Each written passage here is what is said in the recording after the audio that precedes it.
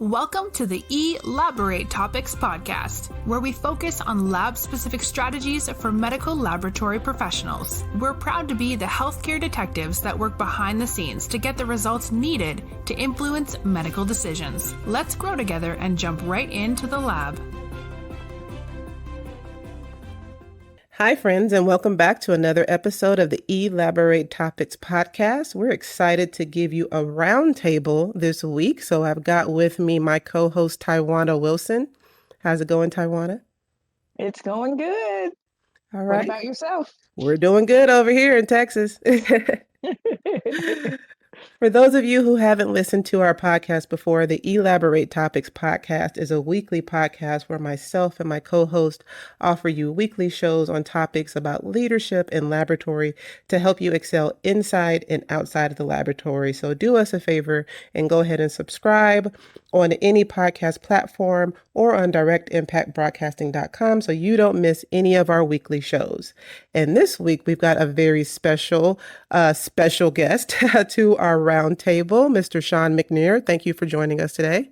Thank you for having me today, Stephanie and Tywauna. No problem. We're excited to get into this show because we're going to be talking about resiliency and self-awareness, which is two major topics that all of us need, especially working in laboratory medicine today. So I'm excited to get right on into it. Sean, as a guest to the show, why don't you start off by telling our listeners a little bit about yourself? Give us a little bit about your background and your journey into your laboratory career.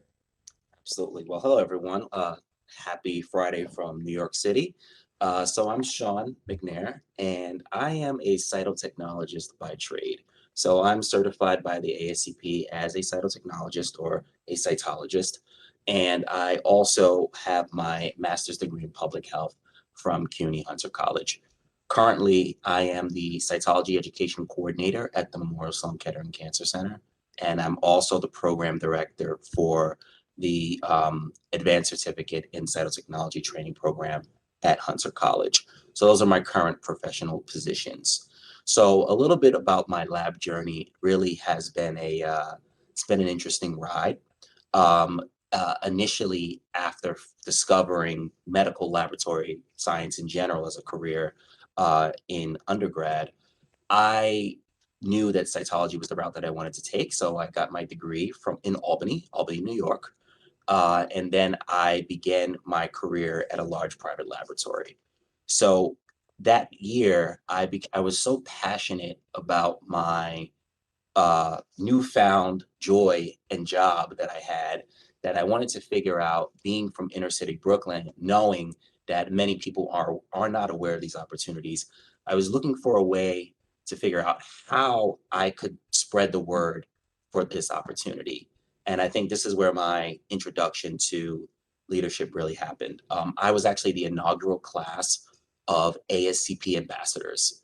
So the ASCP ambassador program actually began the year, which was my first year of my career.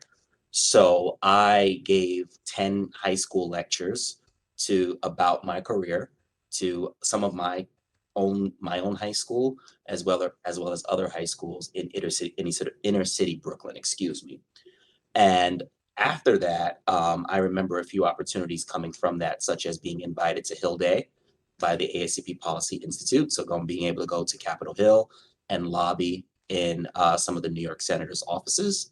And then later on that year, once I thought everything was over, I thought everything was all done, we were then all flown out to San Francisco for the ASCP meeting that year. And this was year one of my career. So that really just started everything. From there, I just began to continue to look for more opportunities to, excel outside of the technical aspect of our jobs. And I realized that those opportunities weren't always in the building that you worked in. So I began to have an interest in teaching my profession, teaching the passion. So I did that part-time at my alma mater. And then from there, I was able to achieve, the qualifications needed for my current position at Sloan Kettering. So that's a little bit about me. I am involved also in numerous committees now. I do lots of committee work. I am the chair of the ASCP co-chair of the ASCP Cytopath Committee. I'm the chair of the Cell Committee. I am also on the CPRC, which is the Cytotechnology Program Review Committee. So I am part of the committee which now creates the educational standards for the profession. So this is kind of where that committee work has kind of, just continued to evolve and allow me to be at the table of many, many decisions in our profession. So yeah, that's a little bit about me. And also in 2017, I was named the ASCP 40 under 40 as well. And I think that was year 3 or 4 of that program as well. So it's a little bit about me. Well, you have had quite the career. Congratulations on the 40 under 40. I recently got that this year for 2022. Amazing. I do want to ask you though, it's a two-part question. You chose the field of cytology. What do you like most about that field? But then also you've taken it to the next level. It sounds like you're not just, working on the bench, or you previously didn't just work on the bench, but you are so involved in these national organizations and ASCP and doing all these things. So what motivates you to be the chair of the cell committee, to be the co-chair of the, of your profession's committee and ASCP? What motivates you to really leave an indelible mark on cytology, in laboratory medicine for your legacy? Yeah, I think that there was a passion in the field, which obviously came from understanding that what I did had impact, Mhm. and that everyone who works in the lab always has a story of a patient, or a case or something which happens, which says, "Wow, this really matters." So in the first few years, those stories started to pile up very fast. And I think you realize, and also the mistakes pile up fast as well, right? The lessons learned, et cetera, et cetera. But as those stories started to accumulate, I realized that I wanted to have an impact beyond just this is a job. That's always been my personal goal. I wanted to do my job to the highest level, but I also wanted to try to learn how to do impactful work that's not necessarily seen, but it's felt. And that's really what's motivated me and will continue to motivate me to pursue all of these other opportunities. And would you mind repeating the second part of your question just so I can really answer that directly? I just wanted to know, what do you like most about your field? Oh, that's easy. Oh, yeah. The answer on that one is, as I always tell people students ask me this, potential students ask me, you see what you learn. I'm a visual learner. Mhm. So my weapon of choice is the microscope, Mhm. right? So the microscope allows me to take very complex concepts. You look at the slide and you say, oh, that's it, you know, and that's all they're saying. And then you actually can say, okay, I can see what I'm learning. And I think that visual confirmation of what you're reading, it's kind of like a read and react. So read and react, see it, read it, see it, read it, see it, and then you start to accumulate knowledge and have the confidence that you're able to apply. Mhm. The other thing about what I like about cytology and medical lab science in general is that it's not knowledge, it's applied knowledge, which is very different, right? So I believe in terms of teaching, this field is representative of what education should be, right?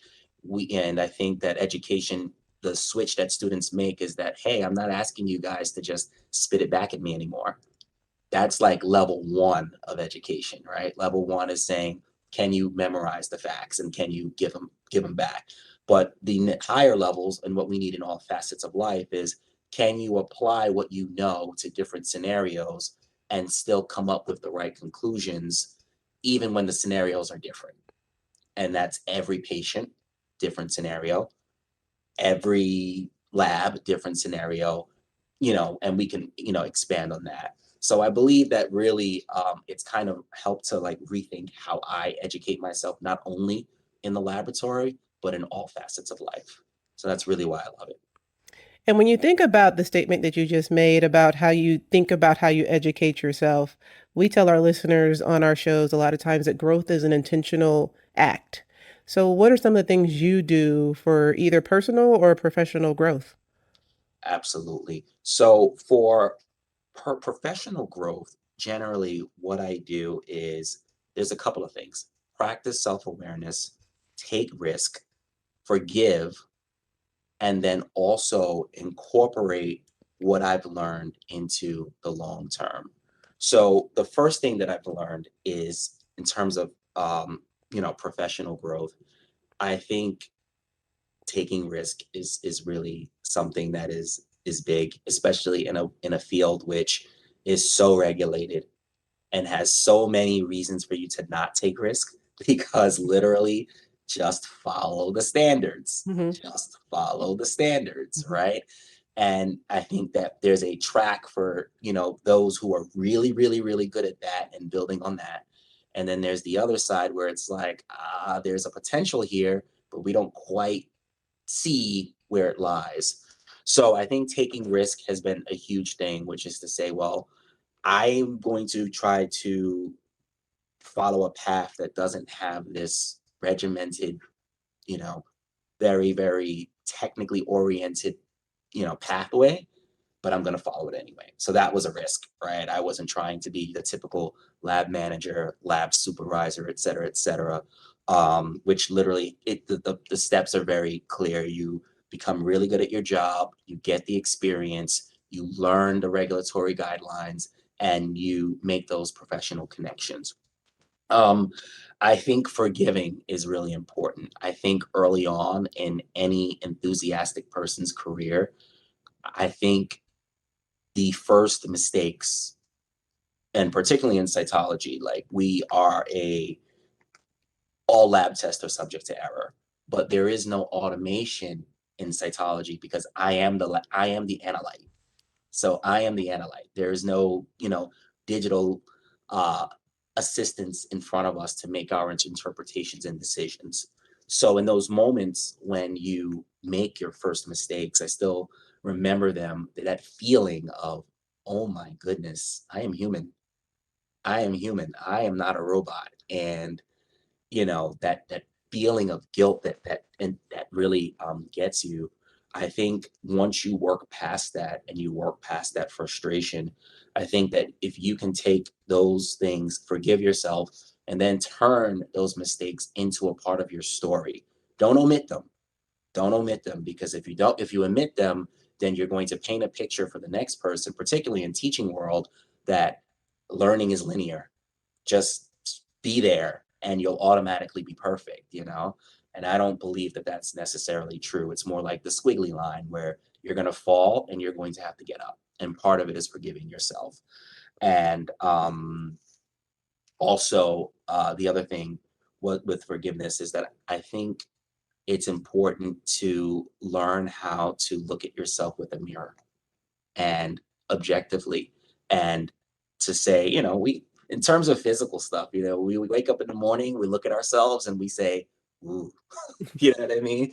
We're like, I don't know. But are we able to do the same thing in our professional lives?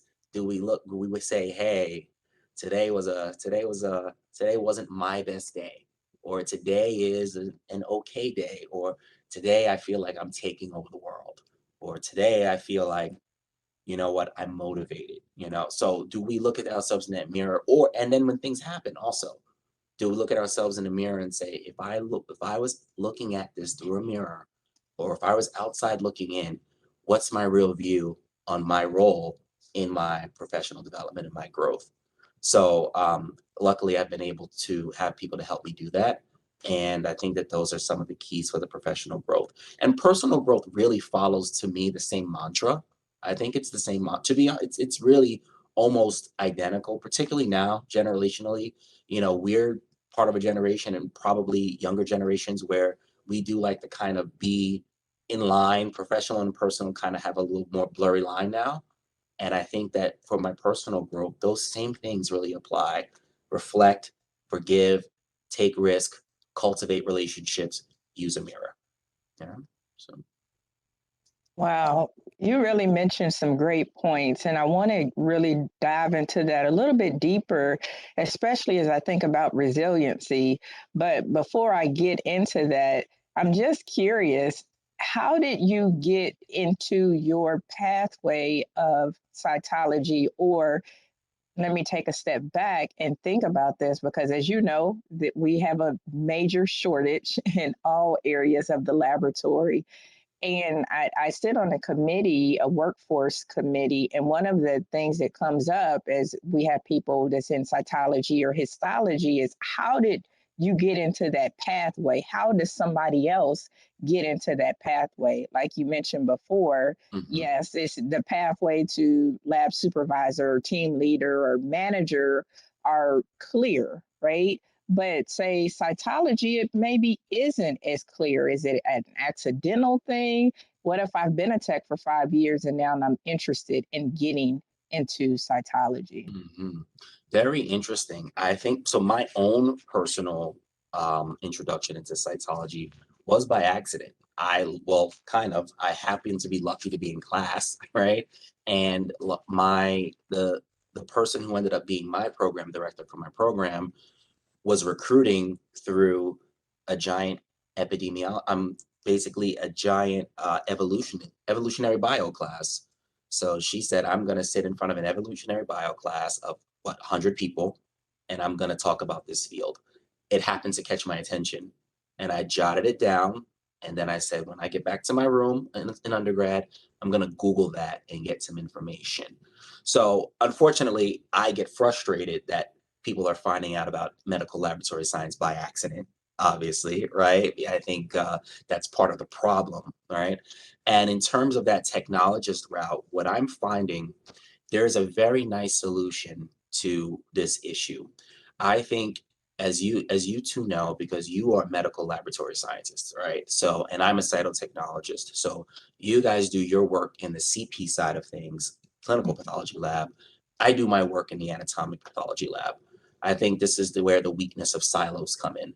I think when, one part of the lab is in another part of town, and the other part of another part of the lab is in another part of town in a basement, and the two parts of the lab are only talking when necessary, there isn't this understanding that there's another side to the lab that you may find interest in. Recently, we've had a couple of people who are technicians who have happened to rotate through our lab, and we also had a histotechnologist who had a partnership with our institution, and he rotated through every department in our lab. Then there's someone who worked on the microbiome side. So she works in micro. And what happened was in cytology, there'd be a few microorganisms which we'd be a little, not sure about, hey, is this really trichomonas? Is, you know what I mean, et cetera, et cetera. And her laboratory realized, you really like looking under the microscope. And essentially the laboratory said, would you mind doing, cytology? We'll pay for you to go to the program. And she'll be enrolling this year. So I think that those are I think the biggest thing is the strict delineation between AP and CP, where I think the bulk of the workforce of the medical laboratory science field ends up, in one side, and then on the other side, it's just this unknown, don't know what happens in the basement. So we are short all the time, and I think that there's so much ability. We've actually had a few people who like hematology and blood banking, so particularly hematology because of the evaluation of cells, right? So they accidentally learn about cytotechnology. So we've had two hematology medical laboratory science people. So now they're double certified. So they're MLS and CT. So not only do they have opportunities, but they can work wherever, whenever they want. I think that is so interesting because we've said it so many times on our show, and I think it's just a fun question we ask our guests now, which is, did you accidentally fall into this profession or is it something you sought out? And I've only met one person in our over 100 episodes that sought out this career. Everybody else passed by a random table during the career week or stumbled upon it somewhere in undergrad. So I think I agree with what you're saying, that that is a problem, that everybody who comes in this field comes in by accident. And to your point, I think once we get in, we have to understand that the workforce problem is everybody's problem. So I love what you said about, the laboratory being mindful of texts that show either a special interest or a special gift in a certain direction, and then offering them other opportunities, because sometimes we don't do that. That micro supervisor could have said, "Ooh, she likes the microscope, but I'm shorthanded, so too bad." They're only thinking I, about themselves in that moment. yeah, I know Yes, you're a absolutely. hematology and you can do a really good diff, but I don't need another vacancy. So, Exactly. Exactly. what But do you think, what's Tywauna? happened too, interestingly enough, we had another person who was an accessioner. So they weren't even on the tech level. And, they utilized the benefit of their job being able to pay for the program, worked at night because once again, it's accessioning. So they're able to be a little bit more flexible, completed my program during the day. And the HR at her institution is just celebrating. They're like jumping, having a party because they were able to transfer her position to a cytotech now. So she's like, they're like, we didn't have to recruit. We would have failed, Mhm. but we were able to transform you into what we needed, Mhm. So I think that we just have to be more innovative with Right. that. Right. I think that's awesome when that works out. And Sean, you said it so beautiful. You said it that, figuring out what's your instrument of choice. And if you are one that really likes microscopes, really tapping into that and figuring out all of those different areas in which you would use a microscope. One of my colleagues, and he's in histology, and that was a question that I asked him, like, how do you get people into that pathway? He said, well, a lot of people who do really good in hematology or flow cytometry make a good transition. So sometimes as leaders, we have to not just look at somebody's potential to move into a team leader or supervisor, but what other skills do they have and what could be a transition for that? He said, so we really look at people in that that do well in hematology because they tend to do well in histology or flow cytometry. I was like, Absolutely. oh. And you Absolutely. said that similar thing. So I think that's a great way for us to look when we are making pivots for our team members. Mhm. I think also too, think about that on an institutional level, right? Like I know it's altruistic, but you have one choice: lose them interdepartmentally, or lose them out of the institution. Choose one, right? It's true. I mean, Right. Yes. honestly. So I think you got to think about that forest Mhm. a little differently. Absolutely. Sean, being able to manage pressure and adversity in the scope of laboratory medicine really depends on how we develop ourselves and being able to deal with those setbacks and change. And you talked a little bit about your professional and personal journey and what you do for growth. So I'm curious as to how has resiliency and being adaptable to change helped you in your career? So the first thing I'll answer is the resiliency part. I think that without resiliency is the backbone of the story. Right? So I'm a teacher, and I've learned that as a teacher, there's really a two-pronged job.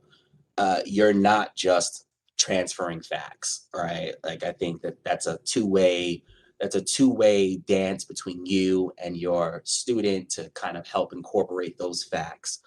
But really, I've learned that because my particular profession is all about making interpretations and using nuanced details to come up with interpretations, and also having high degrees of difficulty there, the first thing that happens with students is that they really get down on themselves when they are wrong. And also, the training, I work at one of the most prestigious institutions in America, right? So, Memorial Sloan Kettering Cancer Center. And I believe that just the storied history and the all of the work, the commercials that everyone sees every day about our institution, I think it becomes very, very, very, very difficult once you make a mistake, because you ask yourself, do I belong here? And for me, resiliency really is the ability to say that I've been there, I've made these same mistakes, I'm teaching these mistakes. And I am also giving you the message that you may not see it at this moment, but there will be another day, right? There will be another day, and you will be able to. This is why you learn. We have to embrace that, that aura of perfection, particularly if you have like a student who has like a 3.9 GPA and they've come in with all these awards and they've just been said that you are the perfect student. And then you come to our profession, and medicine and what we have to do, diagnostics, is a little bit more tricky, right? It's a bit more tricky in all realms, and complex. And so I think that resiliency really, really turns into the story. And in terms of the adaptability, I think the adaptability essentially is an acceptance of the inevitable change, lack of comfort, right? There is We may not want changes in our professions. I mean, there are changes that we are fighting against and fighting for, every one of us, right? But Mhm. I believe that adaptability says that no matter where that change lies, it is going to happen. So it actually gives you a chance to prepare for the change before it happens, as opposed to being a victim of the change. So I think that that's really important. And I think that's helped me in my career as well, because it's also made me understand that there will be certain aspects of my career that I know, and that there will be certain turns that I make where I did not know what that road looked like. I didn't know what that challenge would look like. I didn't know what that success would look like. I didn't know what that mistake would look like, or I didn't know what that opportunity would look like. And through each step of my career, and this is why I mentioned the ASCP Ambassador Program, because the ASCP Ambassador Program didn't have listed on the website that you're going to the White House, we're sending you to San Francisco. Those are things that happened because I was at the table, being so willing to volunteer and just be more and do more, that in the works, it's like, hey, we wanted to honor these people. So these rewards came, and I'm realizing that, hey, you have to go around the corner of the alley to see what's in the alley. You never know, right? So yeah, I think that's where the adaptability, that's where that really came, and just understanding that sometimes you might not like what you see, and then sometimes you will find something that is not written in your is not presented in front of you. Right. And with that, you have to be flexible. And as you work with your students, what kind of tips and tricks and tactics do you give your students around being flexible and navigating their careers? Yeah, I think that really a lot of that is agency. It starts really being flexibility actually starts with accountability. Things don't just happen to us. We are involved in what happens to us. We play a role, right?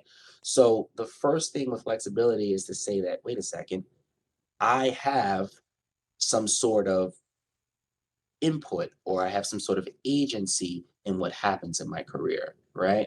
So if I decide that I'm not going to have any flexibility, now change happens around me, but I'm not reacting to the change. I'm not adjusting to the change. I'm not adjusting to new trends. I'm not adjusting to these things. So I get left in the dust because my feet are in the mud, right? My feet are in the mud. I'm not moving. I'm not adjusting. I'm not adopting. I'm not evolving, right?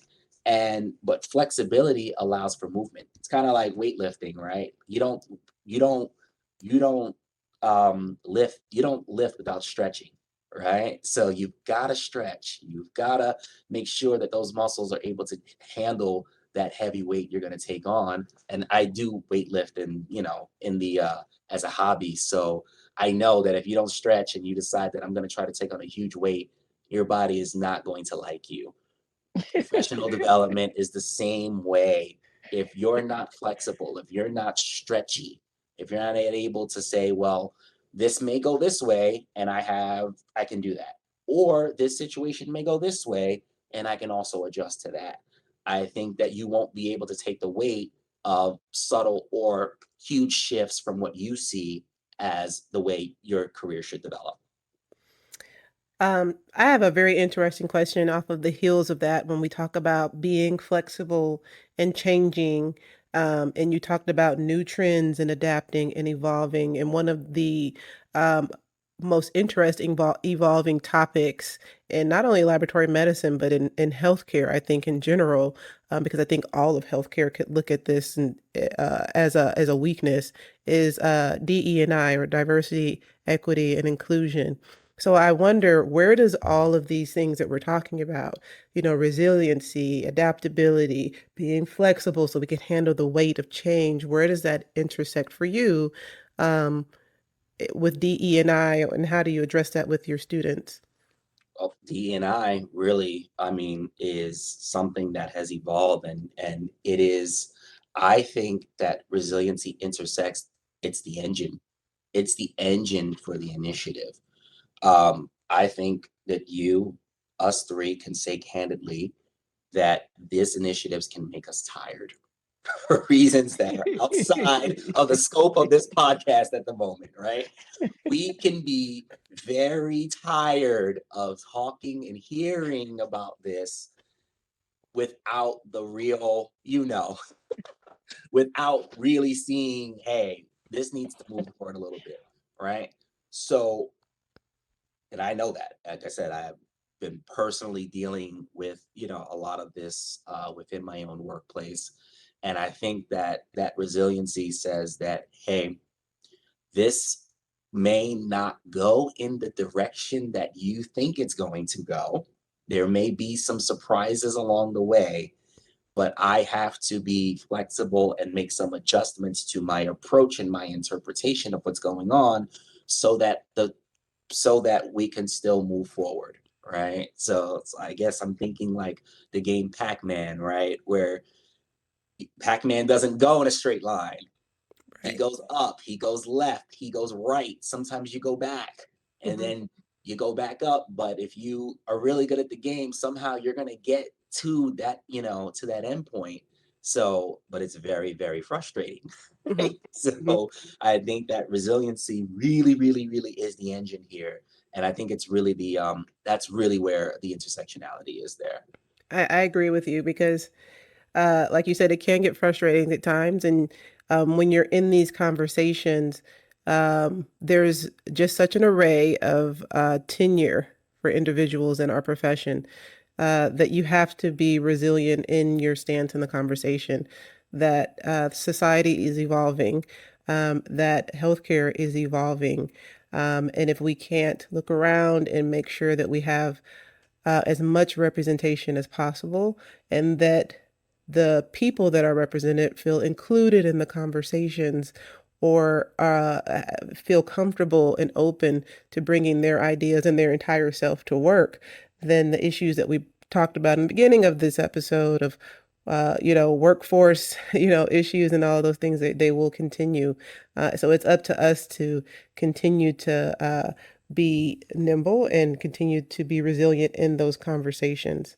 Stephanie, can I bounce off that real quick? Sure, I go ahead. I wanted to say that with resiliency as well is also resiliency of approach, right? I think that the one thing about this something initiative like this is that there can be some pushback with this, right? So, and that pushback can be very fierce, but in my opinion, you can't you can't fight fierce pushback with soft pushback, because then guess what?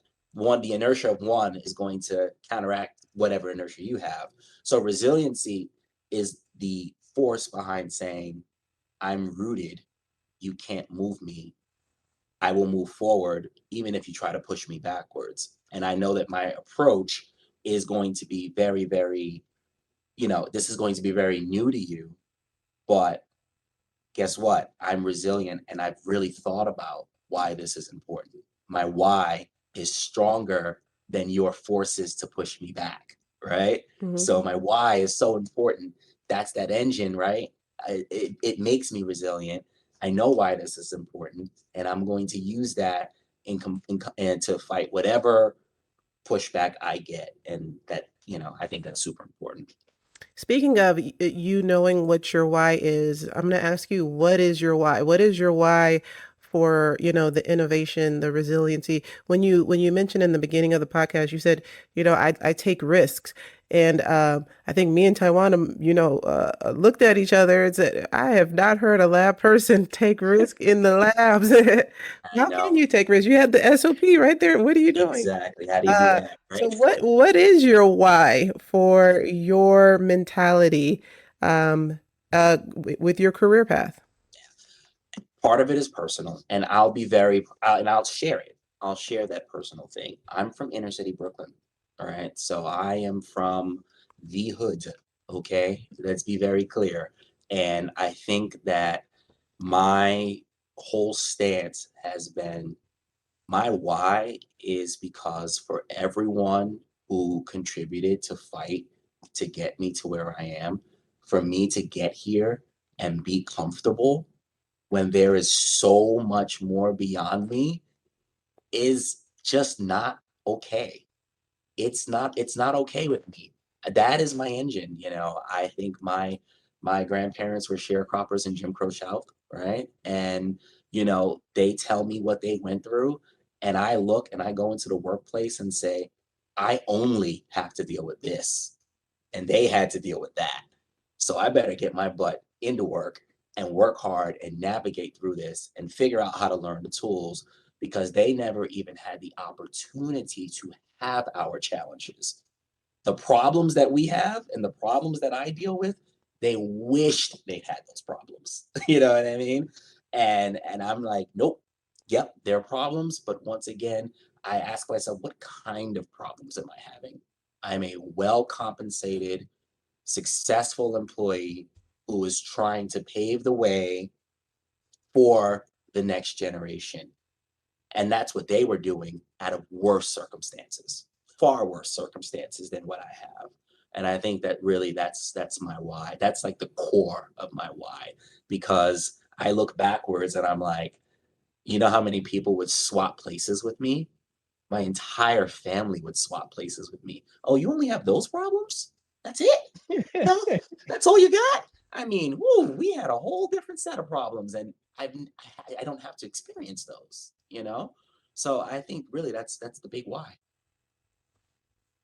Wow, that was awesome. And I wish we had more time to continue the discussion, but of course, our time today is coming to a close. But I have to say this, I am super grateful for you. And so, for those that are listening to this, of course, it's an audio podcast, but Sean is an African American male, and it made me think I had somebody reach out to me and say that they had never saw an African American male in the lab in leadership. And so they're out there, and their name is Sean. So I'm grateful for you for what you do, and you can hear it in your voice. You can hear the excitement that you still have that excitement and energy. So I'm grateful that you're working with our students. I'm grateful that you're serving on all of these committees and you're being resilient and you're being a voice for those who may not have that opportunity. So I just want to say thank you for just being you. I know it sounds cliche, but thank you for just being you on that part because of you, somebody is going to look and say, you know what? Sean did it, and so can I. So thank you so much for that. And so, as we get ready to close up, we always like to leave our listeners with a tip or two. So, what would your tips be for those listeners out there so that they can excel inside and outside of the lab? Absolutely. My biggest tip is this: technical skills are great. They'll keep you employed. They'll keep you paid. Soft skills build your career. All right, that's it. And you have to ask yourself, what do you want? To build a career or to keep a job? And I think those two are very different things. Use this podcast, work on decision making, communication, self-awareness, creativity, storytelling, developing emotional intelligence, learning to connect the dots on a larger scale, understanding that the small changes that happen in your lab can be indicative of something bigger. Go out and learn it, right? And then also practice grit, which is picking goals, practicing them every day, being consistent, and maintain that motivation. Well, all right. I mean, you said it all, and I I think that was awesome. So, how can the listeners get and stay connected with you? Because somebody, even if they only caught this last 2 minutes, Mhm. what you just said, they could have spent a whole semester in school trying to figure out. So, how can they get connected with you? Absolutely. So I usually do my cytology and lab leadership antics on my Twitter page, which is smcnair0328. So you can find me at Twitter, or you can find me on LinkedIn at Sean McNair from Memorial Sloan Kettering. So those are the best ways to find me. Awesome. Lab folks, as we have said it before, you need to be on Twitter, you need to be on LinkedIn. And when you get on those platforms, make sure that you reach out to Sean and follow his, as he said, his antics of things that he's putting out there. So thank you again, Sean, for coming into the studio with us and sharing all of your wisdom and your excitement. And it was just an honor to have you. Thank you. And thanks again to Stephanie for connecting me. So thank you so much, listener audience, for tuning in to this episode of Elaborate Topics podcast. As we always say, don't be greedy. Share this information out. Share it with a friend, share it with a colleague. You can go back and check out over 100 episodes of this podcast. So go ahead, check it out on directimpactbroadcasting.com or your favorite podcast platform. And until next time, my friends, I hope you have an amazing day. Thank you for tuning in to another episode of Elaborate Topics, where your hosts discussed relevant strategies for laboratory professionals. Please subscribe to this podcast on your favorite podcast platform and listen to us on directimpactbroadcasting.com. Stay tuned for another episode with information you can use to excel in your laboratory career.